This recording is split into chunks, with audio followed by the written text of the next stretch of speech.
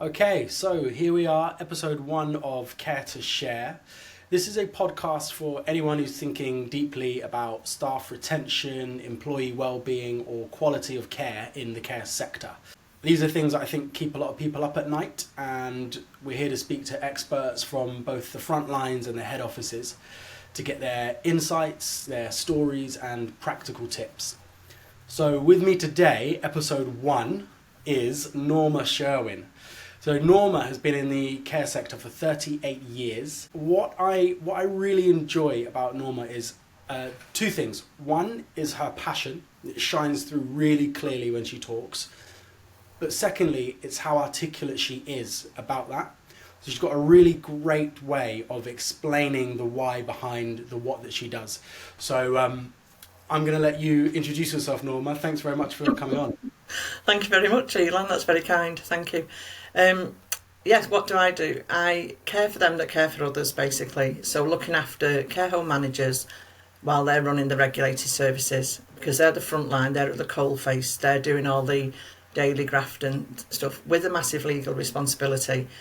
The job has to be done, but it can still be fun. We can still have a good time doing the work.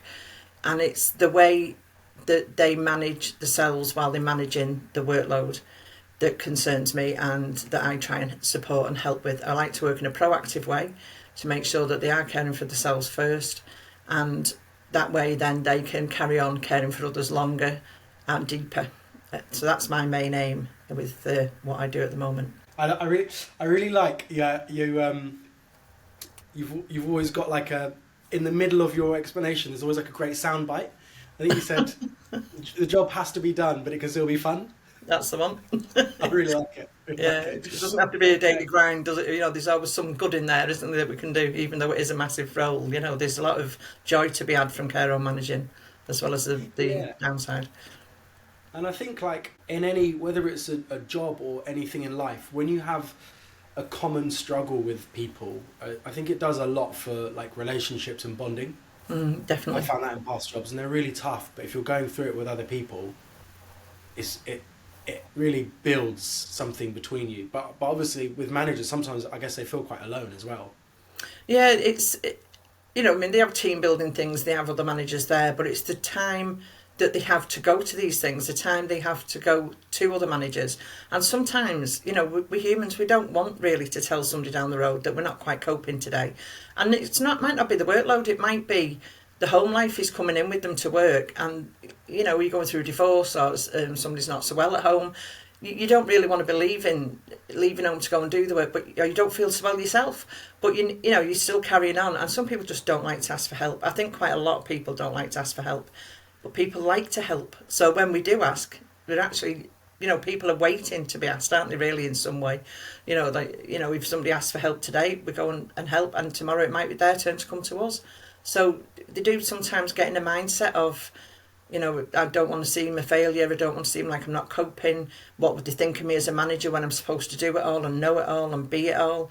You know, they really just can't. And I think once they realise I'm going to have some support for me, then they will, you know, ease up on themselves a bit, be kinder to themselves first, and be supported and support. That is the answer, really, in my opinion, you know, to be there for others while they are there for you, and let them be.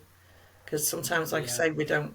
It's funny because the irony is they're in that job because they want to help people, but there's a fear, and I get it. I'm not in that position, but it takes a certain amount of courage to ask for help, especially when you feel like you should be when you're the leader as well. So you mentioned something once to me. I think you said there's no care in care. Is that right? To me, I think there needs to be care injected into care. I think there's a lot of people that are very caring in care, but the actual growth, the state of healthcare these days, the healthcare system's broken, as we all know at the moment.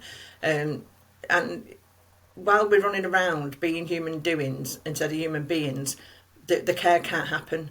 And we do need to be kinder to people in healthcare. We need to be able to, you know, let them have the vulnerabilities, let them be down one day and support them when they are, and just keep an eye on the colleagues, you know, put care in the actual people that are caring instead of trying to force it, because it's a human feeling really more than a job that just has to be done. It's not a tick box exercise. I mean, I know there's audits and rules and regulations and everything else, but it's the person in care that matters most, the people that are actually delivering the care. Managers are there to look after everybody else, but they do need something in themselves to become more resilient, to be able to have time, downtime after work, and build up for work, manage it separately to home.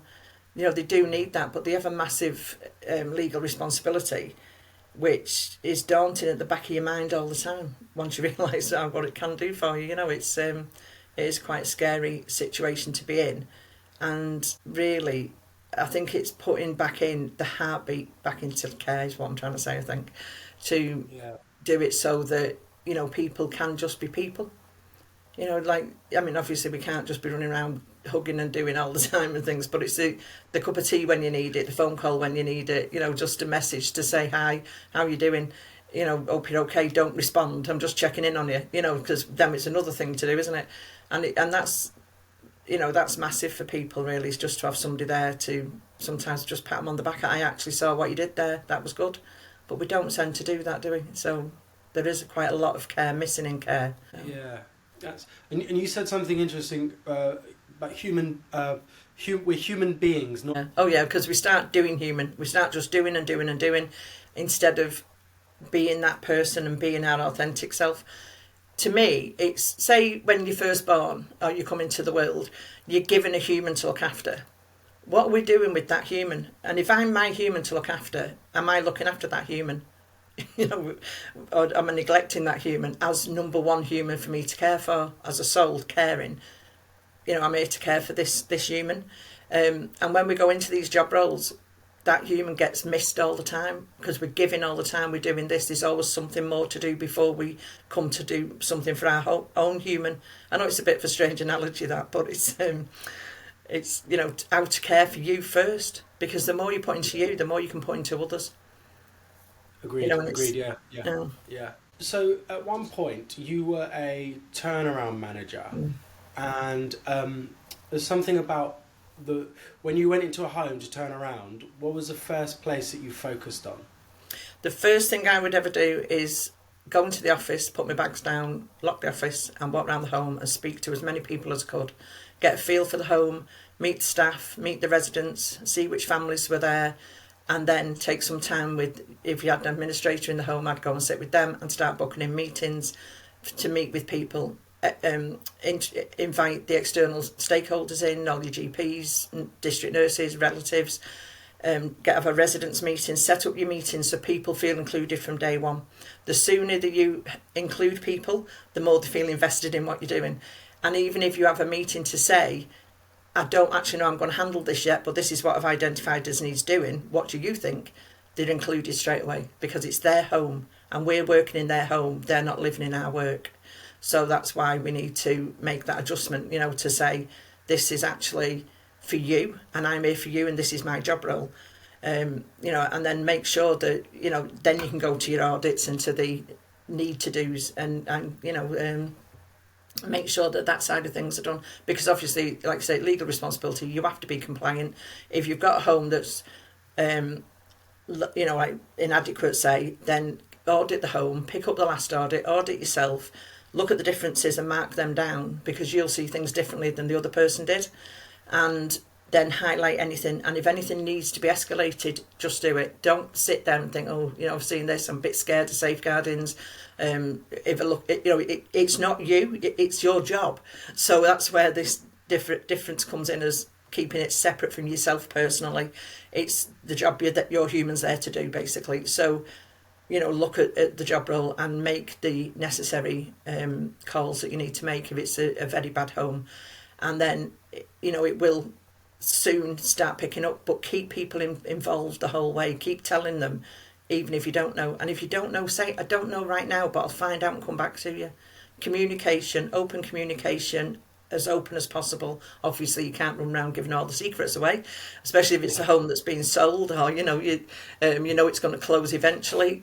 But it's, even if a home closes, it's such a sad time, but it's a time where you can make it the best it can be, making the best of that bad situation, because it's not going to be easy. And then being there for staff, because they're going to be absolutely devastated. People are losing their jobs, old people are losing their home, families are running around, they think they were settled and now they've got to find somewhere for mum and dad or whoever. And it is such a desperate, horrible time.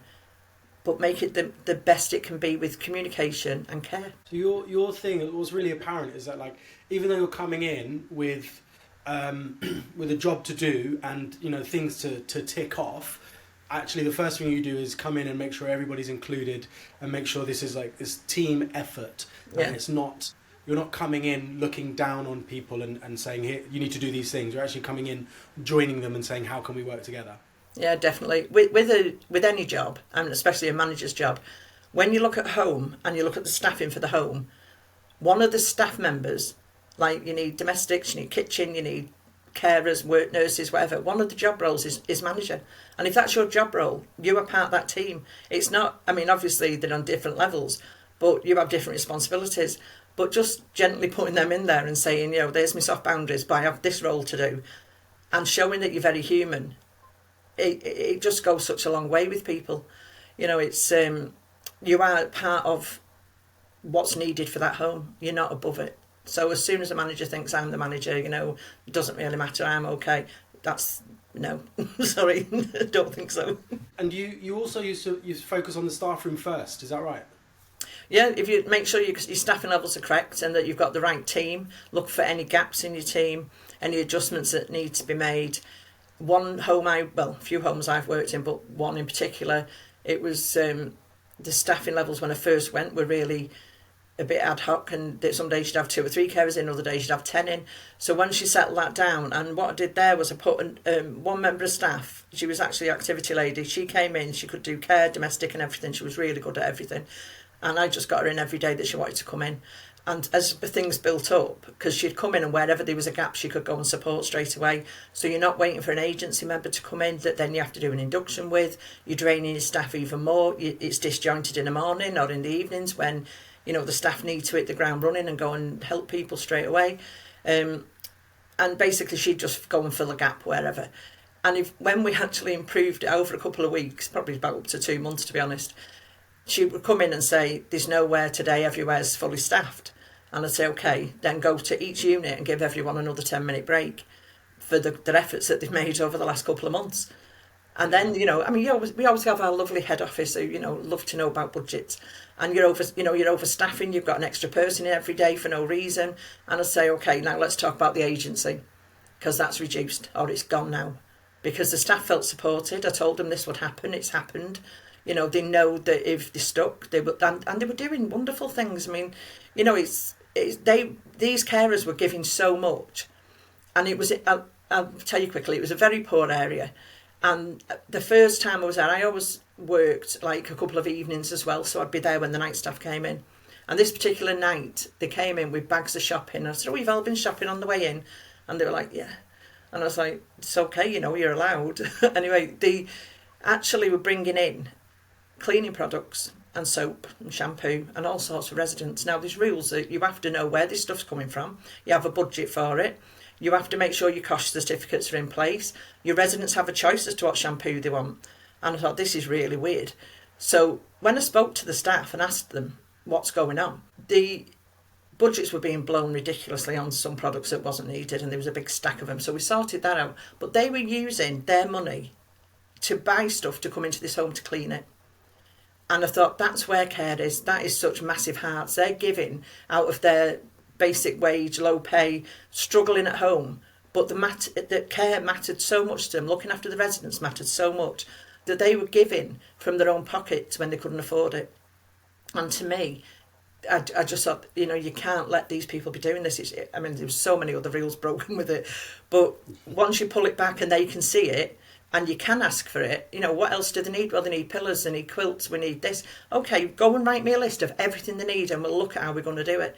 And the change around in that home was, a couple of days was totally different. Because once you've done something like that and you've had that conversation, believe me, they're all straight away messaging each other, telling them this new manager's a bit crazy, but she's made this difference and that difference, and come and tell her anything. And I had an open door policy. They could come anytime to me and say, I mean, this touches my heart so much, this bit, because one night I was there and it was about 10 o'clock and it was payday. And the little knock comes on the door and I opened it, and a lady there, Donna, her name was, if she's listened to this, it was Donna, and she gave me some sweets in a bag with a twisty top, like a little packet, and she said, it's payday and we always have a treat. We always put money together and go to the shop over the road, and we've brought these for you. And I was like, oh, a 20p mix. And it absolutely got me so much. I thought, bless you, you know. And I was like, you shouldn't be spending your money on me, but thank you very much. And do you know, Elan, honestly, I brought them home and I gave them to my partner because he loves sweets, but I couldn't really eat them myself because I felt like crying, you know, because I just thought, how lovely are they really? And they were being treated so badly because they were treating it badly because they'd become disassociated with the management team. They had no go-to person. They had nowhere to express what they needed. They wasn't being listened to. And as soon as I opened that door and said, you know, I'm here, come and whenever you want, and we had these conversations, they listened to the rules. And they had the money back. They felt great, you know, and things just changed. And these things are really going on in some homes. And they're going on in homes that appear to be bad because, you know, the furniture might be a bit faded, or the curtains don't match, or it's not all fluffed up. But it's not about that, is it? It's no good having a 5-star looking environment if you've got pressure sores on the bed or people losing weight. So, and staff that don't want to be there and all these other problems, you know, it's... that can be done later, and that will be done later when you've built that team and you've built that care into care. You know, when you put that care in there. And to me, I mean, for me, I was putting that in, but I was getting 10 times more back. You know what I mean? Because I was looking and seeing the improvements and think, wow. And they went for miles, you know, the absolute miles on that one thing. Can you tell me about Chocolate Friday? Oh yeah, well that was the home actually where I started Chocolate Friday. Yeah, we used to again like take £20 only out of the budget, and I'd go and buy a mix, you know, like the multi packs of Kit Kats and Mars bars, and the multi packs quite cheap. And we used to put them in a carrier bag, and the admin would go round on a Friday for the occupancy and so on, and pass them out. And it just totally reduced sickness and everything at the weekend because people felt appreciated. And, you know, sickness fell, agency fell, I had less calls, the residents had their proper team. And, you know, for a bar of chocolate, it was just amazing. So chocolate every time. Yeah, done some crazy things, but hey. Yeah, you said to me before as well that many people are drawn to care because it gives them a sense of purpose. Mm-hmm. Can you tell me a bit about this? Yeah, I think that when... you know, people look for purpose. As humans, we need a purpose. Everybody needs a purpose to get up in the morning, no matter what it is. And some people, I mean, like myself, I was not wanted as a child. I had a very strange upbringing, and I always felt like there was nowhere for me really, and I wanted to look after other people. So but I feel, to me, it feels like a soul purpose to me. And I have to care. So I've had lots of battles in my life where basically the universe tries to stop you from doing what your aim, you know, your sole purpose is. So yeah, I've seen a lot of broken people in care. They go there because they've got a lot to give and there's nowhere to give it. They've been turned down at home. They can't, you know, they're brought up in an unloving environment, but they're full of care. We all are, aren't we? We're human. That's what we want to do. We want to, you know, that's nature, isn't it, to look after others. And I think that when that's taken away from you in some way, you do drift towards these positions to go and care for other people, because I can't do it in this place, so I'll go and do it in that place. You know, it's and some it's a vocation, isn't it? Some, like I say, it's a sole purpose. Yeah. So look, after 38 years working in care, what keeps you passionate about your work? I think situations that have happened to me over the time. The last 3 Fridays that I worked in healthcare, one Friday we had the terrible news that a nurse had taken the medications from the bin and basically took her own life, the destruct bin. Another one, we had a fire in the care home. I was in the home for 17 hours and it was a small bin fire where a guy was smoking through it in the bin and the fire alarms went off. It was dealt with within 3 minutes. The staff were fantastic. The upstairs floor was dementia floor, and they manned the fire doors. They made sure everyone was safe. The whole corridor where the fire was was evacuated within a minute, and everyone was safe. There was no panic. I was amazed at the staff that, it's like one of them where you're struggling for a while and all of a sudden an emergency, and they were spot on, couldn't fault them. And the, the operational people in the home, in the business, wanted me on a call. This happened at 8 o'clock. They wanted me on a call at 10 to explain what had happened and what was going to do about it, and who had informed and everything. And I was like, I'm not doing this. They're still blowing smoke out the corridor. I mean, there was no smoke, to be honest, but they had to clear the air. I was sending people, like the nurse who fought the fire, I was sending people to hospital to check for smoke inhalation. I was calling doctors in. There was so much going on. The staff needed just to de-escalate a little bit, and all they wanted was answers. And I thought, you'll get your answers. You know me. You will get your answers when I can give you the answers. But at the moment, I need to be there, not here. And that was just like, no, I can't do this. It's ridiculous. And then the following week, I was asked to go from one home to another to take on that. We had one lady being interviewed. The home was inadequate. Local authorities were looking, waiting to know what was what. CQC wanted to know what was going on, and they basically said, just take the manager. There's somebody being interviewed. Just take her, no matter what. We'll sort it later. And I said, I can't do that because this is someone's life. Everyone's in the home. This is happening to everyone in the home. I can't give the job to somebody just for the sake of it, to shut CQC up basically and tick that little box for you, because it's basically immoral, isn't it? It shouldn't be happening, and it's not fair to anybody. And they said that they'd take me to disciplinary for it if I didn't do it. So I was like, well, I'm still not doing it. So sharpen your pencils because I'm not doing it. I just crack on. There's no way that I was going to put anyone in that position. In a home like that. And when I got there, I was right not to, because the lady, it was her first management job she'd applied for. She was fresh out of university, lovely lady, and she needed, in my opinion, a home that was good and up and running with structures in place, and that was not the home for her. So to do it to her, then she would have been dismissed eventually because she wouldn't have managed, and you're setting people up to fail, and I'm sorry, but it's not happening. And I just thought, I can't do it anymore. So I gave me notice, eventually left, and that was me out. So I thought, well, I can't change anything from the inside. I will do what I can from the outside, because there's managers in there being set up like that. There's managers in there going through Fridays like that where no one asked if I was okay. The regional manager from the previous job I was in spoke to me all the way home that night till 1 o'clock in the morning when I got in to make sure I got home safe. And that's care. That's bothering. That's care. That's teamwork. But that actual episode, them 3 weeks, and I thought, I'm not doing this. You shouldn't have to put up with things like that. And it's not everywhere. I don't want to scare people out of care. I want lots of good people in care, but I want them to be supported proactively, not reactively. We have human resources, occupational health, employee assistance line. They're great. They all have a space, fantastic, but it needs to be proactive. It's no good looking after somebody when it's too late and trying to fix them. It's like, papering over cracks. It's not right. So we need to be proactive, and especially these days. Did that particular scenario take you into your work now, where you work with managers for their inductions? Yeah, well, that's the first thing I do is, well, as you know, I work with them in line with their induction to make sure the foundations are fine, because like I say, there's no point in building on sand. Absolutely no point. Yeah. So if you can get the manager straight away, they've got a go-to person that's, I consider myself quite human.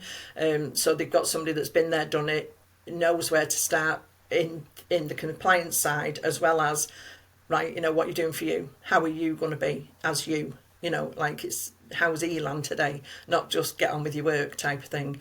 And, they're very clever people. Most of them are resilient. They don't need a dependency culture where, oh God, I've not spoke to Norma today. They need somebody that, oh, I've just got all this going on, CQC's coming, I need to breathe, and message help, or something. Sometimes it's just, you're fine, all you need to do is adjust this and this, off you go.